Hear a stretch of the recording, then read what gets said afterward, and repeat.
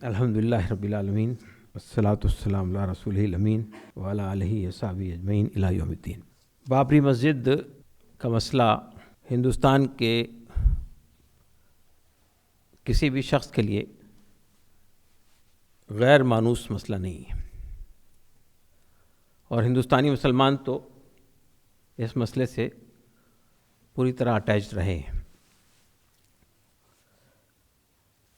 بابری مسجد کی شہادت کو آج 6 دسمبر 2016 کو تقریباً 24 سال مکمل ہو جائیں گے۔ آپ جانتے ہیں کہ اس کیس کے مختلف پہلوؤں پہ اگر آپ غور کریں گے تو آج کے دور میں، آج کی تاریخ میں یہ سمجھا جاتا ہے اور کہا جاتا ہے کہ بابری مسجد کی شہادت کے لیے سنگھ پریوار ذمہ دار ہے، اور رام جنم بھومی کا مسئلہ اٹھانے کے لیے بھی بڑے پیمانے پر ملک کی سطح پر سنگھ پریوار، RSS، BJP اور اس کے جو متعلق تنظیم ہیں وہ اس کے لیے براہ راست ذمہ دار ہیں۔ لیکن اگر آپ اس کی تاریخ کا ابتدائی دور سے مطالعہ کریں گے اور اس درمیان میں جب یہ مسئلہ سنگھ پریوار کے ہاتھ میں چلا گیا، اس درمیان بھی اگر آپ دیکھیں گے تو آپ یہ بات بطور خاص نوٹس کریں گے کہ اس میں جتنا ذمہ دار سنگھ پریوار ہے اس سے کہیں زیادہ ذمہ دار کانگریس پارٹی رہی ہے۔ اپنے یعنی بابری مسجد کا مسئلہ کانگریس پارٹی کے زمانے کی پیداوار ہے۔ آپ جانتے ہیں کہ بابری مسجد 1528 میں بابر کے زمانے میں قائم ہوئی تھی ہندوستان، اور 1856 تک کوئی مسئلہ وہاں پر اس شکل میں نہیں پیدا ہوا کہ یہ مسجد کسی مندر کو توڑ کر بنائی گئی، اور اس کے نیچے اگر کوئی مندر ہے تو وہ رام جنم بھومی کا مندر ہے جس کو توڑ کے یہ مسجد بنائی گئی۔ نوابین عہد کے زمانے میں، اودھ کے جو نواب تھے ان کے زمانے میں ایک تنازع پیدا ہوا، وہ بابری مسجد سے متصل زمین کے سلسلے میں تھا، اور میں سمجھتا ہوں کہ بعض اوقات ایک معمولی سی غلطی جو ہوتی ہے وہ ایک بہت بڑے فتنے کو جنم دے دیتی ہے۔ کسی شاعر نے بہت خوب کہا ہے کہ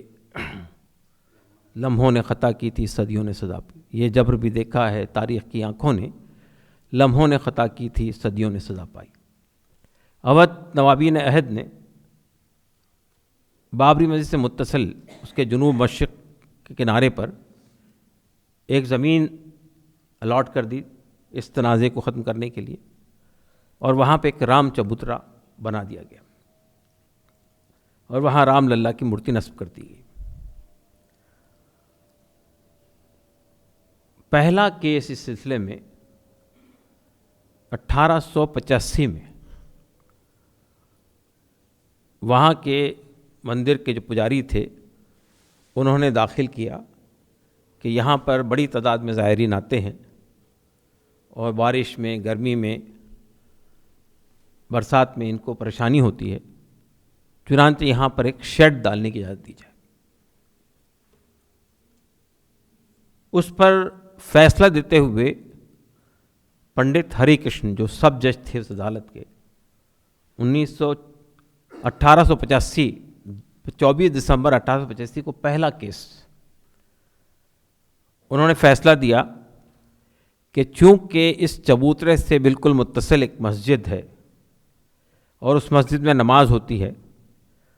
تو یہاں اگر کوئی تعمیر کی جائے گی اور باضابطہ مندر کی شکل دینے کی کوشش کی جائے گی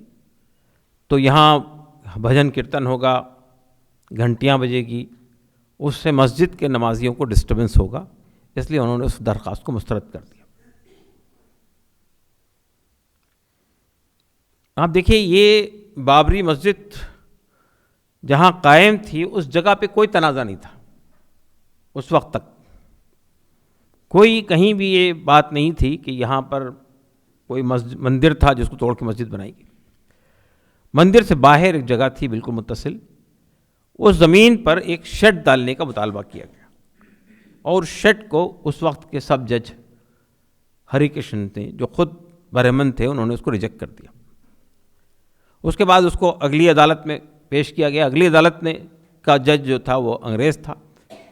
اس نے یہ تو مانا اور یہ کہا اپنے فیصلے میں, یہ پہلی بار ہے کہ کہا جاتا ہے کہ یہاں پر رام پیدا ہوئے تھے, لیکن اس نے بھی اس درخواست کو مسترد کر دیا. اس کے بعد سے ہم دیکھتے ہیں کہ جب یہ مسئلہ کھڑا ہوا بابری مسجد میں مورتی رکھنے کا, اس وقت تک کہ اس پورے میں بھی کوئی تنازع نہیں ملتا ہے. صرف ایک چھوٹا سا واقعہ ایک جھگڑے کی شکل میں ہندو اور مسلمانوں کے درمیان 1933 کا ہمارے سامنے آتا ہے. تو آپ دیکھیے کہ 1528 سے لے کر 1949 تک بابری مسجد کی زمین پر کوئی تنازع نہیں ہے, کوئی کیس نہیں ہے, کوئی مقدمہ نہیں ہے. اور 1949 میں اگر آپ دیکھیں گے تو اس پورے واقعے کے چند کردار ہیں جو بہت نمایاں طور پہ سامنے آتے ہیں. ایک تو کے نائر جو فیض آباد کے کمشنر تھے, ڈپٹی کمشنر تھے, ڈسٹرکٹ مجسٹریٹ تھے. گورکھپور کے مہنت دگ وجے ناتھ, اور ایودھیا کے 2-3 لوگ, جنہوں نے کے نائر کے ساتھ مل کر یہ فیصلہ کیا کہ ہمیں کسی طرح سے مسجد کے اندر مورتیاں رکھنی ہیں. اور اس واقعے سے پہلے 2-3 مہینے کے اندر وہاں پر خاصا ہنگامہ آرائی ہوتی رہی, قبریں توڑی گئیں کئی, ایک قناتی مسجد تھی اس کو مسمار کر دیا گیا,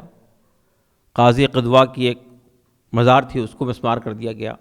ایسے کئی واقعات ہوئے. بالآخر 22 دسمبر اور 23 دسمبر کے درمیانی شب میں چند افراد مسجد میں داخل ہو جاتے ہیں, بالکل پولیس کے تعاون کے ساتھ میں. جو پولیس وہاں تعینات تھا, یعنی پولیس کی ڈیوٹی لگی ہوئی تھی, ایک پولیس صبح میں دن میں اور ایک پولیس رات میں وہاں پہ قیام کرتا تھا. تو پولیس کی موجودگی میں ایک 50-60 لوگوں کا گروپ اندر جاتا ہے اور مسجد کے گنبد کے عین وسط میں جا کے وہ مورتیاں نصب کر دیتا ہے, اور وہاں کچھ رام چرت مانس اور وہ سیتا رام وغیرہ کے نعرے وارے لکھ دیے جاتے ہیں. اس کے بعد جب دوسرے دن صبح میں مسلمان نماز پڑھنے کے لیے وہاں پہنچتے ہیں تو انہیں نماز پڑھنے سے روک دیا جاتا ہے کہ نہیں, یہاں مسجد میں یہ واقعہ ہو گیا ہے اور اس کو تالا ڈال دیا گیا ہے, اور اب اس کا فیصلہ ہونے کے بعد ہی اس مسجد میں نماز کی اجازت دی جائے گی. اس کے بعد پھر ہم دیکھتے ہیں کہ کئی مرحلے ہیں, وہ تفصیل میں جانے کی ضرورت بھی نہیں ہے اب, چونکہ وہ کیس سے اب اس کی کوئی ریلیونس باقی نہیں رہی ہے.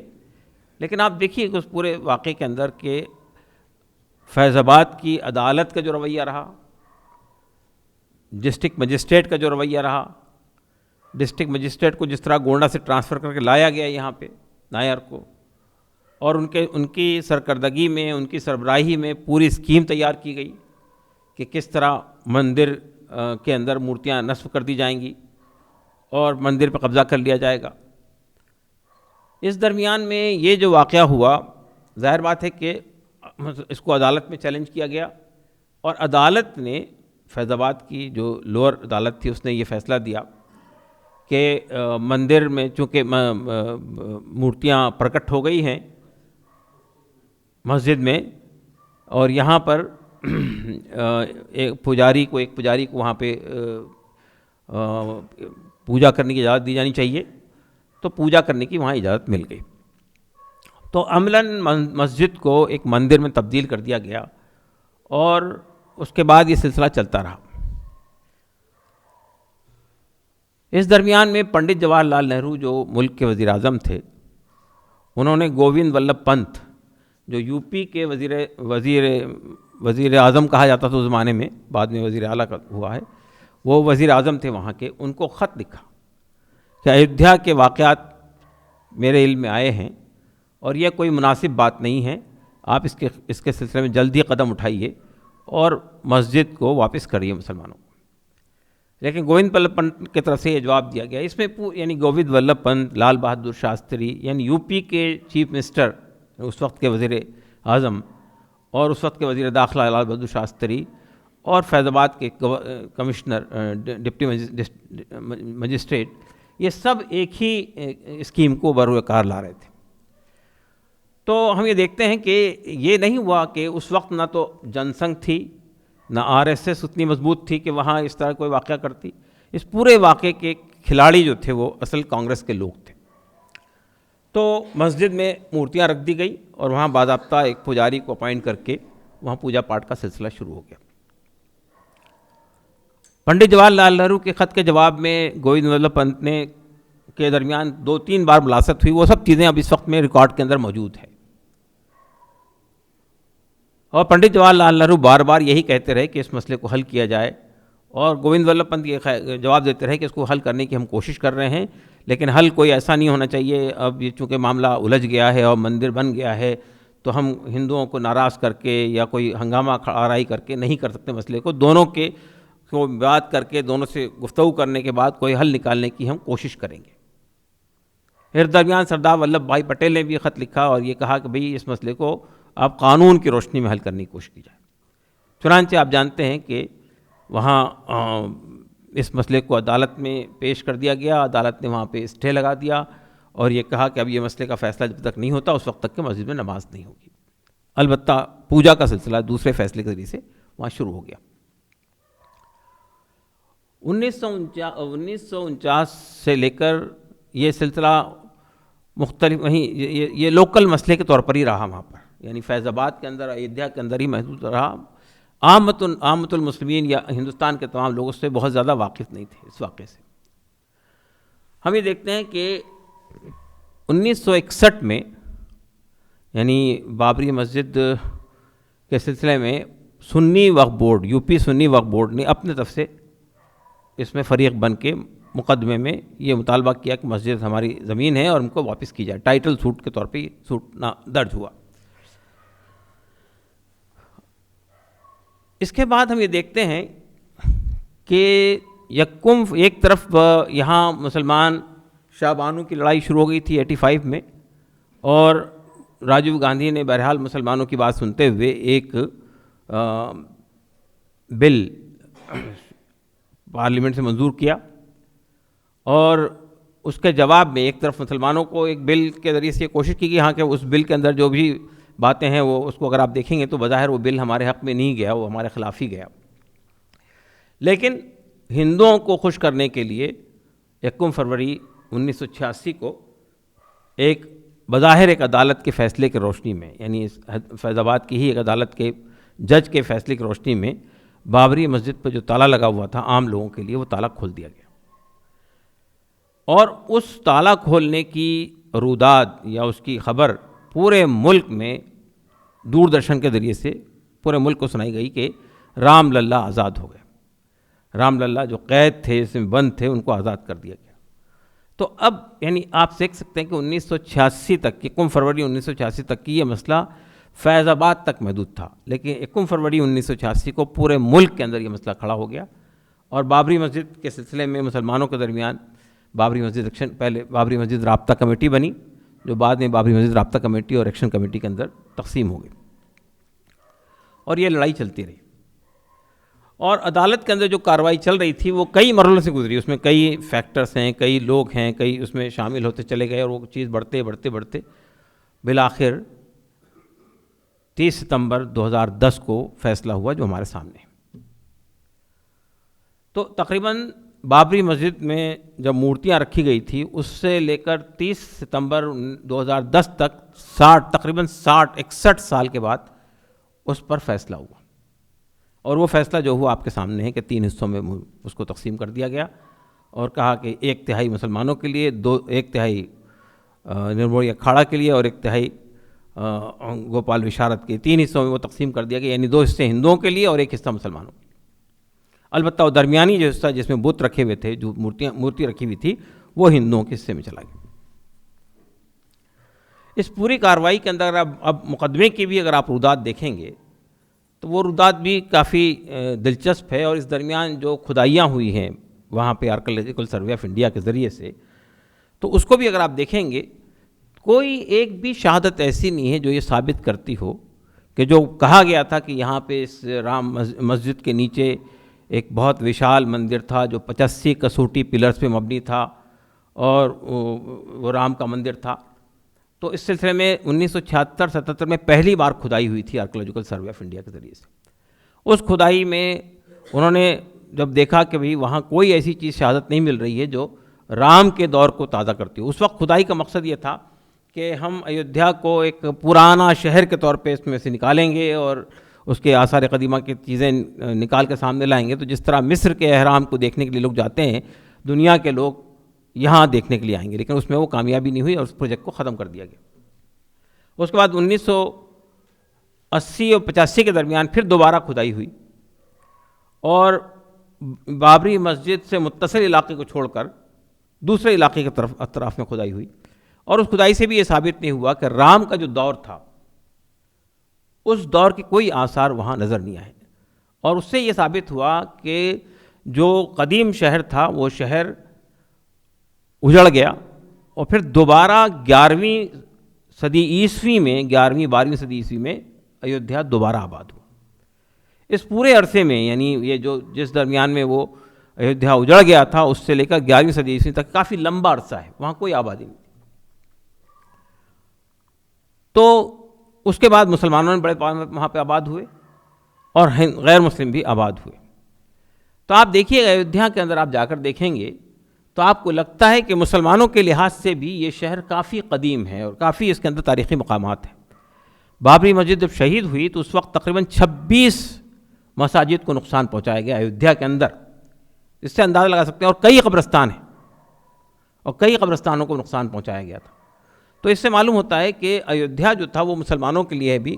کافی اہم شہر تھا، اور وہاں مسلمانوں کے بھی کئی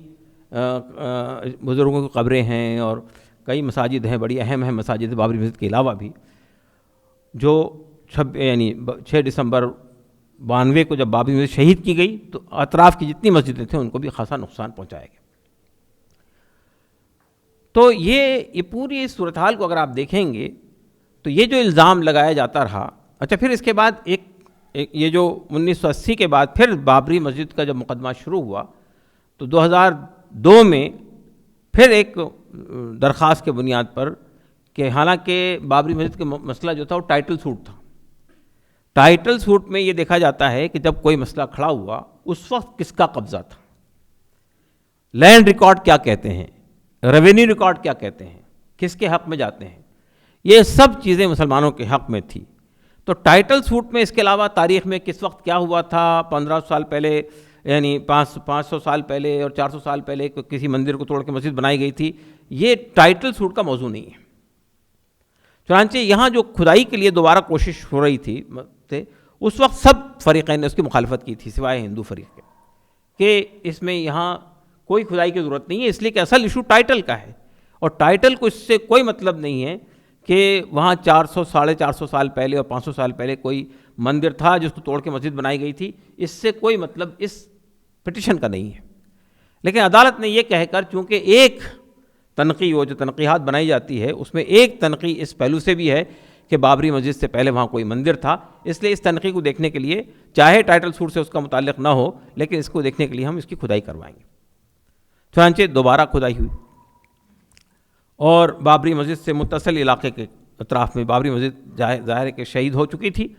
اور اس کے اطراف میں وہاں ایک میک شفٹ ٹیمپل بن گیا تھا، اور اس کے اطراف میں کھدائی ہوئی، کئی ٹرنچز کے اندر کھدائی ہوئی، اور آرکیولوجیکل سروے آف انڈیا نے کھدائی کی۔ اس کھدائی کے درمیان بھی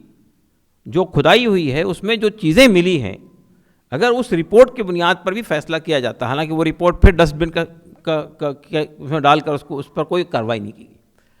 اس رپورٹ سے پہلی بات تو یہ کہ کوئی کسوٹی پلر نہیں ملا نیچے میں، جس کی بات کہی جا رہی تھی کہ اس کے نیچے کوئی 85 کسوٹی پلر کا مندر تھا. تو پوری کھدائی کے درمیان میں خاصی کھدائی کی گئی آس پاس میں, اس کھدائی سے کوئی ایسی چیز نہیں ملی جس سے کہ وہاں پہ رام مندر کا کوئی ریمننٹ وہاں نظر آتا. البتہ وہاں سے جو چیزیں ملی ہیں, ایک تو کچھ قبریں نکلی. قبروں کے سلسلے میں پہلے یہ دعویٰ کیا گیا کہ یہ یہاں پر جو سادھو ہوا کرتے تھے انہوں نے سمادھی لے لی تھی, ان کی قبریں ہیں. لیکن قبروں کا شیپ اور قبروں کا جو پوسچر تھا وہ پورا مسلمانوں کی قبریں تھیں, اس لیے یہ ثابت ہوا کہ نہیں, یہ ہندوؤں کی قبریں نہیں, یہ مسلمانوں کی قبریں ہیں.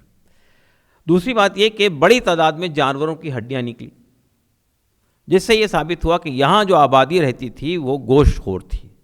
گوشت کھانے والی تھی, اس لیے ان کی ہڈیاں یہاں سے نکل رہی. کچھ چھوٹے موٹے ٹکڑے ملے, وہ ایسے چیزیں ملی جیسے ہندوؤں کے مندر میں یا کہیں ہندوؤں کی عبادت گاہ میں لگائی جاتی ہو. اس کے بنیاد پر یہ بات کہی گئی کہ صاحب یہ جو چیزیں مل رہی ہیں اس سے ثابت ہوتا ہے کہ یہ مندر کی چیزیں ہیں, مندر سے متعلق چیزیں ہیں. لیکن وہ جن ٹرنچز میں ملی تھی, دو طرح کی زمینیں ہوتی ہیں. ایک تو زمین اصل ریل زمین ہوتی ہے, اور ایک زمین جو ہوتی ہے وہ بھراؤ کی زمین ہوتی ہے, جہاں پہ کہیں کا ملبہ لا کے کہیں ڈال دیا جاتا ہے. تو بھراؤ کی زمین میں جو کھدائی ہوتی ہے اس کو ثبوت کے طور پر نہیں مانا جاتا ہے. تو جب یہ ثابت کیا گیا کہ جن ٹرنچز سے یہ چیزیں دکھا رہے ہیں آپ, جس کو مندر سے جوڑنے کی کوشش کر رہے ہیں, یہ اس جگہ کی ہے جہاں کھدائی کی زمین تھی. تو آرکیولوجیکل سروے آف انڈیا نے کہا کہ نہیں, ہم سے غلطی ہوئی ہے, وہ ٹائپنگ مسٹیک ہے, وہ نمبر غلط ڈال دیا گیا. حالانکہ آپ جانتے ہیں کہ جب کھدائی ہو رہی تھی تو اس کھدائی میں عدالت کے حکم سے وہاں پر جتنے بھی لوگ اس میں فریق تھے, ہر فریق کے 2 لوگوں کو وہاں پہ رہنے کا موقع تھا. اور وہاں جو کچھ بھی دن بھر کھدائی کے بعد جو سامان ملتا تھا وہ وہاں پہ ڈپازٹ کیا جاتا تھا. سب لوگ اس کو ویریفائی کرتے تھے, اس کے بعد ہی اس کو ریکارڈ کا حصہ بنایا جاتا تھا. تو بہرحال میں بتانا چاہ رہا ہوں آپ کو کہ وہ جو کھدائی نکلی ہے, اس کھدائی کی رپورٹ بہرحال سبمٹ ہوئی, لیکن عدالت نے اپنے آخری فیصلے میں اس کا کوئی ذکر نہیں کیا. یعنی مطلب وہ کھدائی بھی سے چونکہ کوئی چیز ثابت ہی نہیں ہو رہی تھی اور کوئی ثابت کی نہیں جا سکتی تھی, اس لیے اس کو بھی ڈمپ کر دیا گیا. پھر آپ جانتے ہیں کہ یہ جو فیصلہ ہوا, یہ سوال پیدا ہوتا ہے کہ یہ فیصلے کی بنیاد کیا بنی ہے. 3 ججز تھے آپ جانتے ہیں, ایک شرما صاحب تھے, ایک اگروال صاحب تھے, اور ایک خان صاحب تھے. یہ 3 ججز تھے اس کے اندر, اور سب سے چھوٹا فیصلہ اس میں وہ 8000 پیج پر مشتمل فیصلہ ہے جو بابری مسجد کے سلسلے میں دیا گیا, اور 42,000 کے قریب ڈاکومنٹس ہیں جو اس کے ساتھ لگائے گئے, 42,000 پیجز پر مشتمل. تو یہ جو فیصلہ ہے اس میں سب سے مختصر فیصلہ خان صاحب کا ہے, جنہوں نے 250 پیج میں اپنا مقدمہ اپنا فیصلہ لکھ دیا. باقی اگروال صاحب کا فیصلہ ہے, اور سب سے طویل فیصلہ جو ہے وہ شرما جی کا ہے, جو 30 ستمبر کو فیصلہ دیا, اور اسی دن وہ ریٹائر ہو گئے شام میں. تو سب سے زیادہ یعنی فیصلہ جو تھا جو ہندوتوا کے حق میں تھا وہ شرما جی کا تھا. لیکن چونکہ فیصلہ تینوں ججز کا الگ الگ تھا, لیکن 2 ججز کے بنیاد پر یہ فیصلہ میجورٹی ججمنٹ کے طور پر یہ فیصلہ سامنے آیا. تو پہلی بات تو یہ تھی کہ اگر ٹائٹل سوٹ کے بنیاد پہ فیصلہ دینا ہے تو ٹائٹل سوٹ میں آپ کو لینڈ ریکارڈ کا ذکر کرنا ہے, ریونیو ریکارڈ کا ذکر کرنا ہے, اور وہ سب چیزیں جو شواہد ہیں, جو جن لوگوں نے اس میں نمازیں پڑھی تھی ان سب کی گواہیاں موجود تھی. تقریباً 6 ہسٹورین جنہوں نے بابری مسجد کے حق میں گواہی دی تھی, جنہوں نے ثابت کیا تھا کوئی چیز ایسا نہیں ہے, کوئی واقعہ ایسا نہیں ہے جس سے ثابت ہوتا ہو کہ کسی مندر کو توڑ کر یہاں پہ مسجد بنائی گئی. وہ 6 گواہیاں ہوئیں. اس کے علاوہ 10 بڑے ہندوستان کے ٹاپ موسٹ آرکیولوجسٹ جو تھے ان لوگوں نے گواہیاں دی تھی. آپ دیکھیے کہ جتنے تاریخ نویس تھے اس میں سوائے ایک صاحب کے, باقی سب کے سب غیر مسلم تھے. جتنے آرکیولوجسٹ تھے سب کے سب غیر مسلم تھے. سب نے یہ گواہی دی تھی اس میں کہ یہاں کوئی مندر نہیں تھا جس کو توڑ کے مسجد بنائی گئی. تو اس بنیاد پہ اگر فیصلہ دیا جاتا ٹائٹل سوٹ کے بنیاد پر تو یہ 100% مسلمانوں کے حق میں فیصلہ ہوتا. لیکن یہ کہہ کر کہ یہ جو سوٹ ہے یہ ڈکلریشن کا نہیں ہے, پوزیشن کا ہے, اور پوزیشن کی جو مدت ہوتی ہے وہ 12 سال نہیں ہوتی, وہ 6 سال ہوتی ہے. چونکہ سنی وقف بورڈ 1961 میں یہ 12 سال کی مدت ختم ہونے سے 3-4 مہینے پہلے عدالت میں فریق بنا تھا جا کے, تو یہ کہا گیا کہ چونکہ یہ ٹائم بار ہو گیا, 6 سال کی مدت میں ان کو آنا چاہیے تھا اندر, یہ 6 سال کی مدت میں آئے نہیں, 12 سال کے بعد آئے, 12 سال میں آئے, تو اس لیے یہ اس مسئلے پہ یہ انٹائٹل ہی نہیں ہے الیکشن لڑنے کی. آپ سوچئے کہ پوری کارروائی ہوئی, اس کارروائی میں ایک پوائنٹ یہ تھا کہ آپ سنی وقف بورڈ جو ہے وہ اس معاملے میں فریق ہوگا یا نہیں ہوگا. عدالت نے اس پہ کوئی فیصلہ نہیں دیا, اور سنی وقف بورڈ کی طرف سے مسلمانوں کے وکیل پیش ہوتے رہے. یہ عملاً 1986 یعنی بابری مسجد کی شہادت کے بعد مقدمے کو مسلم پرسنل لا بورڈ ہی دیکھ رہا تھا, پیسہ بھی مسلم پرسنل لا بورڈ ہی خرچ کر رہا تھا. تو عملاً یہ دیکھا گیا کہ ہمارے وکیل جاتے رہے, یہ جو یہاں کے مغرب بنگال کے جو چیف منسٹر تھے سدھارتھ شنکر رے وہاں پہ جرحا کرنے گئے کئی بار, اور ظفریاب جیلانی اور کئی وکیلوں نے اس میں پارٹیسپیٹ کیا. تو اس پورے پروسیس کے اندر کہیں بھی یہ مسئلہ نہیں آیا کہ آپ اس کے لیے انٹائٹل ہی نہیں لڑنے کے. فیصلہ دیتے وقت میں سب سے پہلا فیصلہ یہ تھا کہ سنی وقف بورڈ کا کیس ٹائم بار ہو چکا ہے, اس لیے یہ اس میں فریق نہیں ہے. اب سنی وقف بورڈ کو اگر آپ نکال دیں تو باقی لوگ ہندو لوگ بچ جاتے ہیں جو رام مندر کے لیے اس کا مطالبہ کر رہے تھے, تو پورا کا پورا فیصلہ ان کے حق میں ہونا چاہیے تھا. تو اب ظاہر ہے کہ آپ سوچئے کہ فیصلہ جو تھا وہ ایک طرح سے, یعنی بابری مسجد میں آپ پورے ایونٹس کو دیکھیے, بابری مسجد میں مورتیاں رکھی گئی کانگریس کے دور میں, بابری مسجد کا تالا 1986 میں کھولا گیا کانگریس کے دور میں, 1979 میں یعنی 1989 میں راجیو گاندھی نے وہاں شیلانیاس کیا متنازع زمین کے اوپر میں. پھر بابری مسجد جب شہید ہوئی 1992 میں, تو یو پی میں تو کلیان سنگھ کی گورنمنٹ تھی جس نے ایفیڈیوٹ بھی دیا تھا سپریم کورٹ میں کہ بابری مسجد کو کچھ نہیں ہوگا, اور نیشنل انٹیگریشن کونسل میں بھی ایشورنس دیا تھا کچھ نہیں ہوگا. لیکن مسجد جب شہید کر دی گئی, تو شام کے 6 بجے جب معاملہ پورا ختم ہوا اس دن اس نے ریزگنیشن دے دی. تو بابری مسجد کی شہادت اس وقت ہوئی جب سینٹر کے اندر مرکز میں نرسمہا راؤ کی حکومت تھی, کانگریس کی حکومت تھی, اور کانگریس کے وزیر اعظم نرسمہا راؤ سے ایک دن پہلے یعنی 5 دسمبر 1992 کو مسلمانوں کے ایک اعلیٰ سطحی وفد نے, جس میں تقریباً تمام بڑی تنظیموں کے ذمہ دار موجود تھے, پرسنل لا بورڈ کے لوگ موجود تھے, انہوں نے ملاقات کر کے یہ کہا تھا کہ ہمیں اندیشہ ہے کہ مسجد کو نقصان پہنچے گا. تو نرسمہا راؤ نے پورا ایشورنس دلایا تھا کہ نہیں, ایسا نہیں ہونے دیا جائے گا, بابری مسجد کو کچھ نہیں ہوگا, آپ لوگ بالکل مطمئن رہیں, ہم نے سینٹرل فورسز لگا دیے ہیں, کچھ نہیں ہوگا. لیکن وہ ہو گیا, اور آپ دیکھیے اس کے بعد میں بابری مسجد شہید ہو رہی تھی, اور پہلا ستون گرا, دوسرا ستون گرا, سب خبریں نرسمہا راؤ کو مل رہی تھی, لیکن کوئی کارروائی نہیں کی گئی. اور شام میں جب پورا واقعہ ہو گیا ختم, اور کلیان سنگھ نے استعفیٰ دے دیا, تو وہاں پہ گورنر رول یعنی پریسیڈنٹ رول لاگو کیا گیا شام میں. لیکن آپ دیکھیے کہ اس وقت بھی اگر کوشش کی جاتی کہ جو مسجد کی مسماری کے بعد میں اگر اس زمین پہ قبضہ کر لیا جاتا, تو مسجد کی مسماری کے بعد وہ جتنی مورتیاں رکھی ہوئی تھی اس میں سے وہ سب وہاں سے خالی کر لی گئی تھی, کہیں بغل میں رکھ دی گئی تھی. 1900 مسجد کی مسماری کے بعد 40 گھنٹے تک اس زمین کو صاف کیا گیا, اس کو مسطح کرنے کے بعد وہاں پہ ایک میک شفٹ ٹیمپل قائم کیا گیا, اور پھر مورتیاں لا کے وہاں رکھی گئیں. یہ سب کچھ سینٹرل گورنمنٹ کے دور میں ہوتا رہا, یعنی مطلب اس وقت میں وہاں پہ کلیان سنگھ کی حکومت ختم ہو چکی تھی, اور عملاً مرکز کی حکومت تھی وہاں پہ, مرکز کے تحت وہ واقعہ تھا. تو 40 گھنٹے تک وہاں پر پوری طرح سے میک شفٹ ٹیمپل بنانے کا موقع دیا گیا. اگر اس وقت میں اس کو وہاں پہ اگر فوراً ہی اس زمین پہ قبضہ کر لیا جاتا, فورسز لگا دی جاتی, تو وہاں کوئی مندر نہیں ہوتا, کوئی میک شفٹ ٹیمپل نہیں بنتا. لیکن بہرحال وہ ایک یعنی ان کو اس واقع نرسمہا راؤ کو دونوں کام کرنے تھے, مسجد کو شہید کروانا بھی تھا, اور ایک میک شفٹ ٹیمپل کی شکل میں ایک رام مندر کو وہاں پہ قائم بھی کر دینا تھا. یہ دوسرا کام بھی وہاں پہ ہو گیا. اور جب یعنی 30 ستمبر 2010 کو فیصلہ آیا, تو اس وقت بھی مرکز میں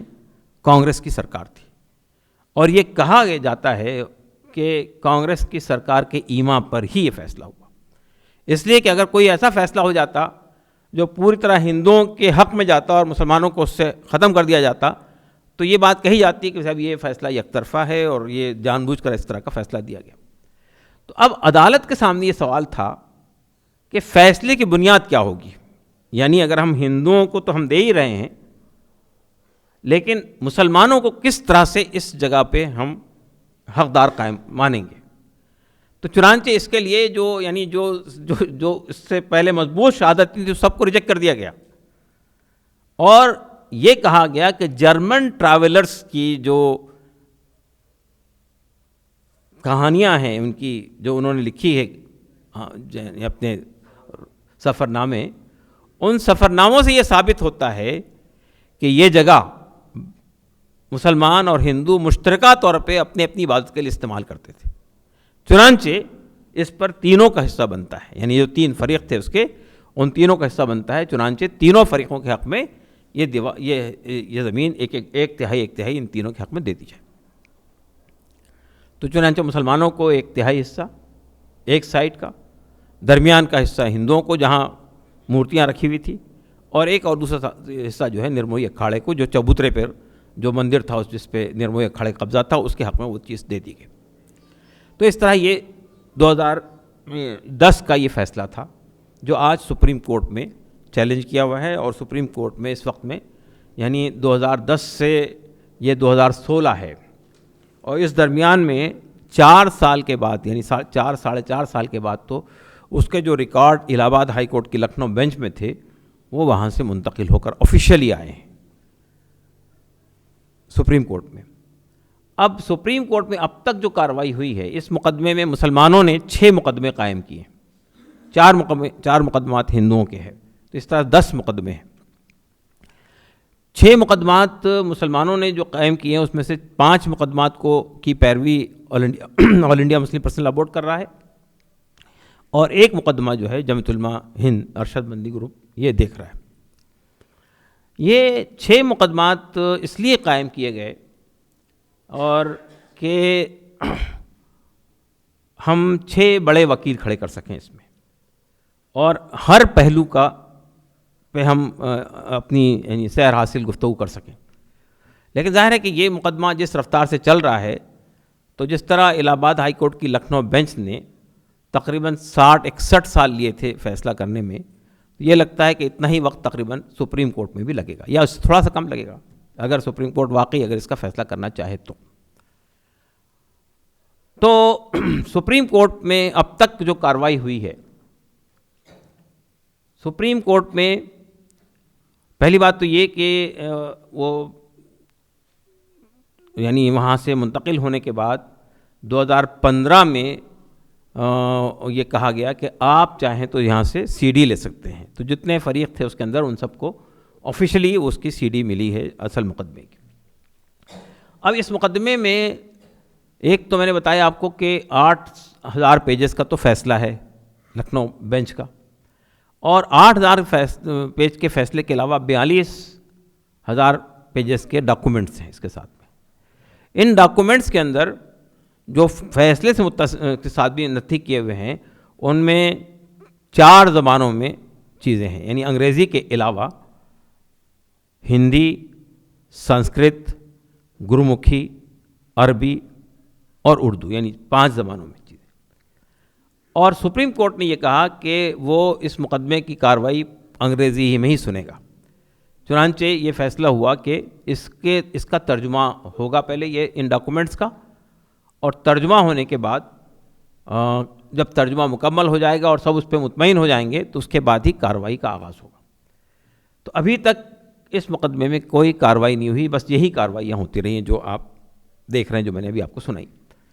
اب یہ ہے کہ یا تو سپریم کورٹ خود سے ترجمہ کروائے اپنے کسی مترجم سے جو اوتھینٹک ان کے پاس مترجم ہے، یا ان میں سے کوئی فریق یہ ذمہ داری قبول کر لے جس پر سب کا اتفاق ہو، تو اس کے بعد کوئی فریق بھی اس معاملے میں اس کا ترجمہ کروا سکتا ہے۔ تو ابھی ترجمہ والا مرحلہ آیا نہیں ہے۔ اس درمیان سبرامنین سوامی جو ہے وہ گوپال وشارد، جو اس میں رام للا کے دوست کی حیثیت سے شامل تھے اس مقدمے میں پہلے سے، ان کا انتقال ہو گیا، تو سبرامنین سوامی نے ایک درخواست دے کر اپنے آپ کو گوپال وشارد کی جگہ پہ شامل کروایا مقدمے میں۔ جو سبرامنین سوامی جو اسٹیٹمنٹ دے رہے ہیں باہر اخبارات وغیرہ میں کہ یوں ہو جائے گا اور فلاں تاریخ سے بالکل رام مندر کا کام شروع ہو جائے گا، یہ سب بیس لیس باتیں تھیں. چنانچہ ان کو فریق بنا کر اسی مقدمے کے ساتھ ان کو جوڑ دیا گیا. انہوں نے پھر ایک درخواست دی عدالت میں کہ اس کیس کی ڈے ٹو ڈے ہیئرنگ ہونی چاہیے، لیکن وہ ڈے ٹو ڈے ہیئرنگ کی درخواست کو عدالت نے نامنظور کر دیا. تو بہرحال ابھی عدالت میں مقدمے کی صورتحال یہی ہے کہ جو فارمل قسم کی اس کی لگتے ہیں کیسز، ٹائم عدالت میں لگتا ہے اور صرف آدان پردان ہوتا ہے چیزوں کا اور اس کے بعد وہ ختم ہو جاتا ہے، کوئی اس پہ بحث نہیں شروع ہوئی ابھی. اس لیے کہ میں نے بتایا آپ کو بحث کے لیے انہوں نے بنیاد یہ بنائی ہے کہ جب تک کہ جو ڈاکومنٹس ہیں وہ سب انگریزی زبان میں منتقل نہیں ہوتے اس وقت تک کہ ہم اس کی اصل بحث شروع نہیں کریں گے. مسلمانوں کی طرف سے جو وکیل اس معاملے میں کیے گئے ہیں اس میں ایک تو یہ راجیو دھون ہیں، پی راؤ ہیں، انوپ جارج چودھری ہیں، جارج چودھری ہیں، حذیفہ احمدی ہیں، یہ سینئر وکیل ہیں. پھر جونیئر وکیل کی 15-16 جونیئر وکیل ہیں مسلمان وکیل، ان سب کی ایک ٹیم ہے جو اصل کام کر رہی ہے اس معاملے میں. تو مقدمات کی نوعیت تو یہی ہے اور ایسا لگتا ہے کہ یہ مقدمہ کئی سال تک چلے گا اور اس کے بعد ہی اس معاملے میں فیصلہ آنے کی توقع ہے. البتہ ہمارا خیال یہ ہے کہ جس بنیاد پر ہائی کورٹ نے مسلمانوں کو اس میں سے نکال دیا تھا یہ کہہ کر کہ یہ پوزیشن کا سوٹ تھا، ٹائٹل کا ڈکلیریشن کا سوٹ نہیں تھا، تو اس بنیاد پر مسلمانوں کے موقف کو سنا جائے گا اور اس بات کو ختم کر کے مسلمانوں کی بات اس میں آئے گی اور یہ ٹائٹل سوٹ کی شکل میں ہی اس مقدمے کا فیصلہ ہوگا. بظاہر یعنی ہم یہ توقع رکھتے ہیں، لیکن عدالت کے بارے میں کچھ کہنا مشکل ہے، اس لیے کہ جس عدالتوں میں جس طرح سے تبدیلیاں ہو رہی ہیں اور جس طرح سے سپریم کورٹ کے بھی بعض فیصلے آ رہے ہیں، اس سے یہ کہنا کہ یہ فیصلے اس مقدمے کا فیصلہ 100% ہمارے حق میں جائے گا اور اس سے ہم کو حسن ظن رکھنا چاہیے، یہ بات کہنا قبل از وقت ہے. اور اس درمیان میں اب یہ ایک لڑائی چل رہی ہے، آپ جانتے ہیں سینٹرل گورنمنٹ میں اور سپریم کورٹ میں کہ ججز کی اپائنٹمنٹ کی وہ کہتے ہیں ہم کولوجیم اپائنٹ کے ذریعے سے اپائنٹ کریں گے، وہ کہتے ہیں ہم سینٹر سے اپائنٹ کروائیں گے. یہ اس لڑائی کا کلمنیشن کیا ہوگا کل جا کر یہ اندازہ کرنا مشکل ہے. لیکن بہرحال میں دیکھ رہا ہوں کہ اس وقت میں سپریم کورٹ میں بھی اس طرح کے ججز آنے لگ گئے ہیں جو ہندوتوا کے حق میں فیصلے دے رہے ہیں مختلف طریقوں سے. تو یہ ہے سچویشن اس وقت میں عدالت کے اندر یعنی ہمارے مقدمے کی. اب اگر آپ یہ دیکھیں گے کہ جو ہندوؤں کا جو بنیاد ہے کہ رام چندر جی جو ہے یہاں پیدا ہوئے تھے اور یہ جو ایودھیا ہے وہی ایودھیا ہے جو رام جنم بھومی کے سلسلے میں کہی جاتی تھی، اس تعلق سے بھی جو تفصیلات آئی ہیں ہمارے سامنے. آرکیولوجیکل سروے آف انڈیا کی جن 3 رپورٹوں کا میں نے آپ کے سامنے تذکرہ کیا ہے، پہلی 2 رپورٹ تو اس کو ریجیکٹ کر رہی ہے کہ یہاں پر رام چندر جی کا جو زمانہ تھا اس زمانے کے کوئی آثار یہاں نہیں ملے اور یہ ایودھیا وہ ایودھیا نہیں ہے. بلکہ بعض لوگوں نے یہاں کے آرکیولوجسٹ نے اور بعض تاریخ نویسوں نے یہ کہا ہے کہ یہ جو ایودھیا جس کا ذکر یہاں کیا جا رہا ہے یہ ایودھیا سندھ کے پاس ہے، جو پاکستان کے حصے میں جو سندھ ہے، جو ہڑپا کا جو متصل علاقہ ہے وہ علاقے میں تھی ایودھیا جہاں رام پیدا ہوئے تھے. لیکن بہرحال یہ کہنا کہ رام جو ہے وہ کوئی اوتھینٹک اور ہسٹوریکل فگر ہے یہ بھی ایک مسئلہ ہے. اور آپ جانتے ہیں کہ پہلی رامائن جو والمیکی کی رامائن تھی اس وقت تک انہوں نے رام کو ایک بادشاہ کے بیٹے کی حیثیت سے ایک اچھے انسان کی حیثیت سے ہی پیش کیا تھا، ان کو کئی اوتار کی شکل میں وشنو کے اوتار کی شکل میں نہیں پیش کیا تھا. پہلی بار رام کو اوتار کی شکل میں یہ تلسی داس نے جو رام چرتر مانس لکھی ہے ایودھیا میں بیٹھ کے انہوں نے اس کو پیش کیا اور انہوں نے رام کو وشنو کے 8ویں یا 7ویں اوتار کے طور پہ پیش کیا. اور اس کے بعد سے ہی رام لیلا کا سلسلہ پورے ملک میں شروع ہوا اور رام کے مندر بننے لگے. اس سے پہلے ہندوستان کے اندر رام مندر نام کی کوئی چیز نہیں پائی جاتی تھی، یعنی رام کو پوجا نہیں جاتا تھا جو بعد میں انہوں نے پوجنا شروع کیا. ایک بات اور ہمارے سامنے رہنی چاہیے کہ یہ تلسی داس جو تھے یہ اکبر کے دور میں انہوں نے رام چرت مانس لکھی ہے اور ایودھیا میں بیٹھ کے لکھی ہے. تو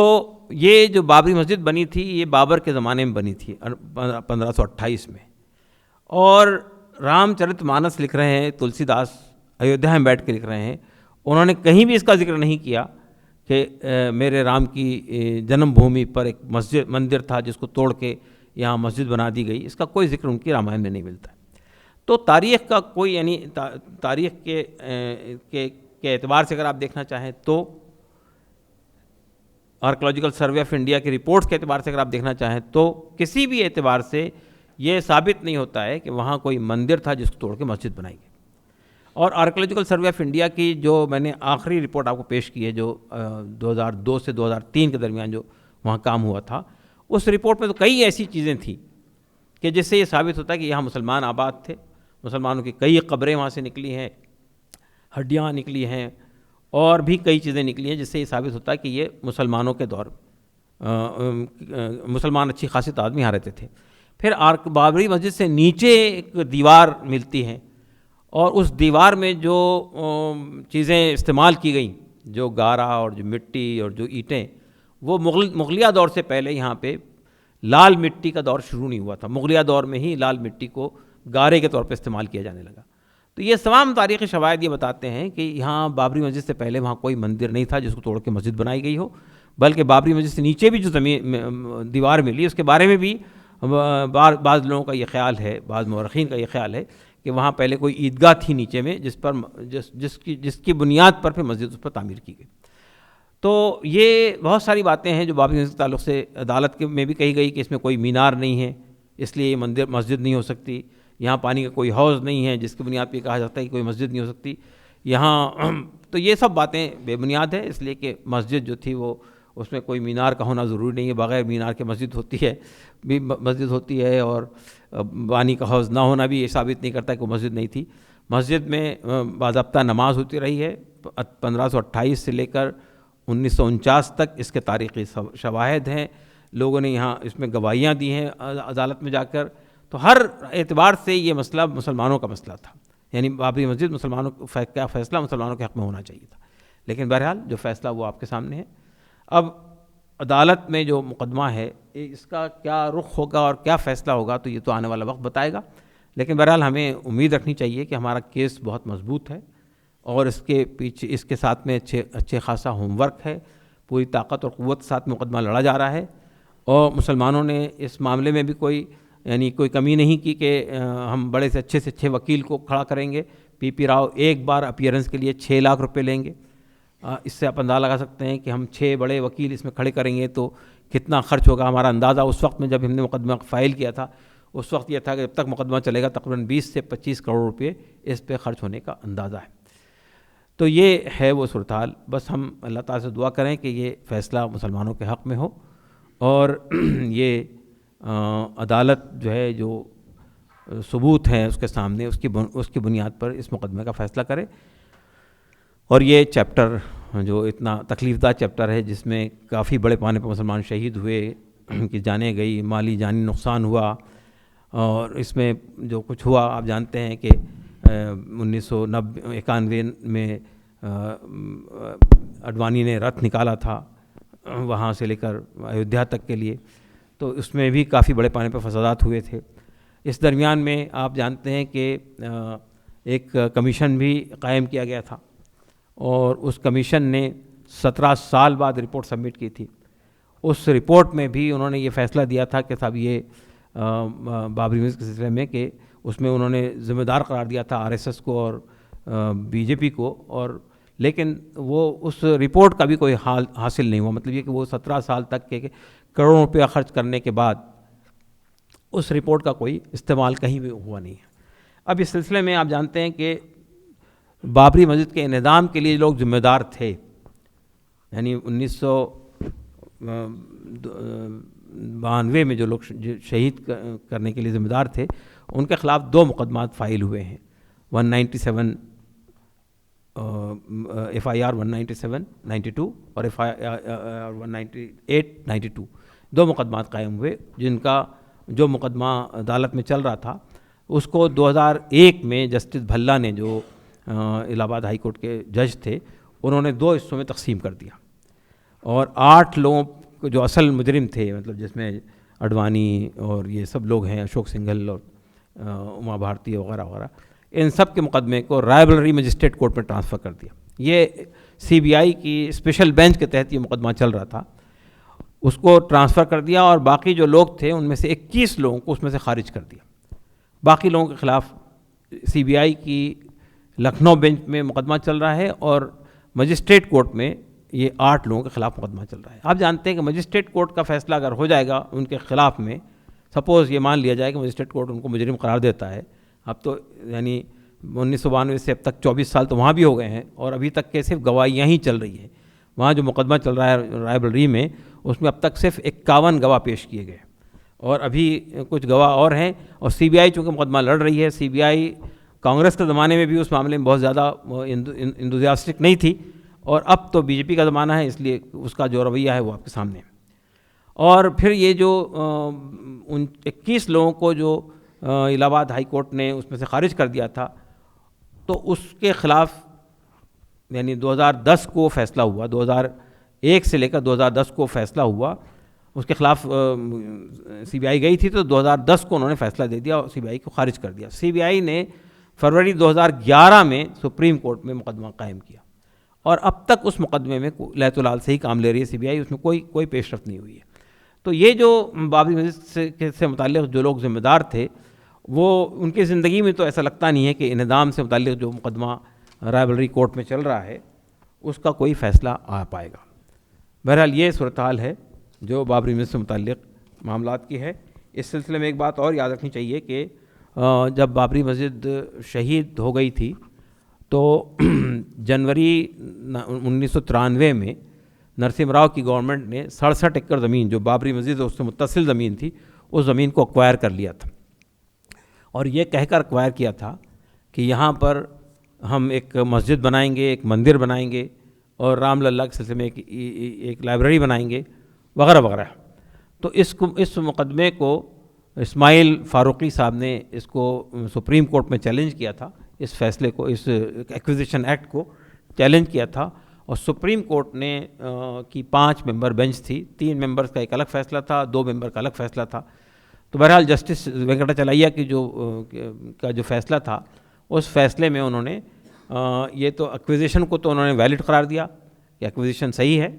البتہ بابری ایکوزیشن کے نتیجے میں ہوتا یہ ہے کہ جتنے مقدمات تھے پینڈنگ وہ سب ختم ہو جاتے ہیں. تو انہوں نے البتہ یہ کہا کہ چونکہ مقدمات کا تعلق ایکوزیشن سے پہلے سے ہی مقدمات ہے، تو انہوں نے اس مقدمات کو بحال کر دیا تھا. چنانچہ وہ مقدمات چلتے رہے، اور جس کا فیصلہ 2010 میں ہمارے سامنے آیا. یہ سچویشن ہے جو پوری بابری مسجد سے متعلق ہے، اور اس وقت جو عدالت میں جو مقدمات ہیں ان کی میں نے تفصیل آپ سامنے رکھی ہے. شکریہ، جزاک اللہ.